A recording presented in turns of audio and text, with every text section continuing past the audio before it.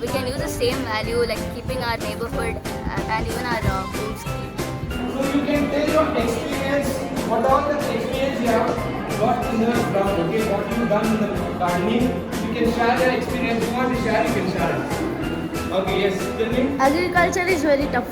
Agriculture is very, anything else? It's our responsibility to keep our surroundings clean. Okay, very good job. It is our responsibility to keep our surroundings clean. We learned how to do hedge work, how to clean the plants and remove the dry leaves, and it was very educational. Wow, great. Anyway, If there is no agriculture, there is no food for us.